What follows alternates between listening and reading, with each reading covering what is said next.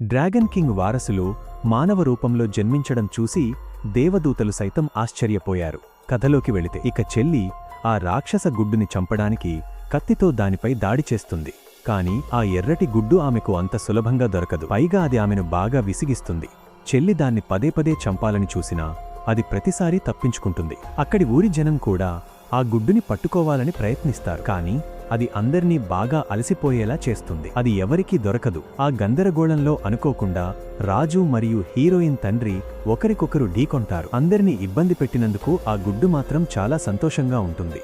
కాని అప్పుడే ఎవరో దాన్ని వలతో పట్టుకుంటారు. హీరోయిన్ తన బిడ్డను రక్షించుకోవడానికి వెళ్తుంది. కాని చెల్లి అక్కడి ఊరి జనులతో కలిసి హీరోయిన్ని బంధించేస్తుంది. చెల్లి కత్తితో ఆ గుడ్డును 2 ముక్కలు చేస్తుంది. అందరూ అంతా అయిపోయింది అనుకుంటారు. తన బిడ్డ అలా అవ్వడం చూసి హీరోయిన్ షాక్ అవుతుంది. కాని వెంటనే అక్కడ ఉన్న వెలుతురంతా కలిసి డ్రాగన్ కింగ్ పిల్లలు మానవ రూపంలో మళ్లీ పుడతారు.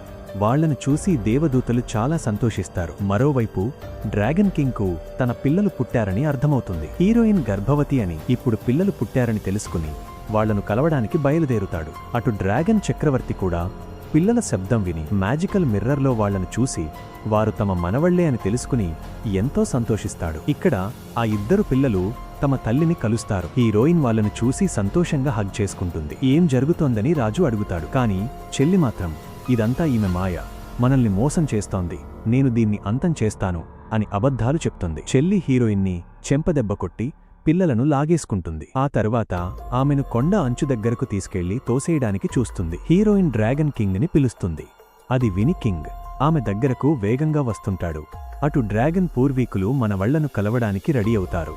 పిల్లలు భయపడతారని వాళ్ల కొమ్ములను మంత్రంతో దాచేస్తారు. అలాగే చేపల రూపంలో ఉన్న తమ సైనికులను చూసి కూడా పిల్లలు భయపడతారని వాళ్ల ముఖాలను కూడా మార్చేసి పిల్లలకు ఘన స్వాగతం పలికే ఏర్పాట్లు చేస్తారు. చివరగా చెల్లి హీరోయిన్ని కొండపై నుండి కిందకు నెట్టేస్తుంది.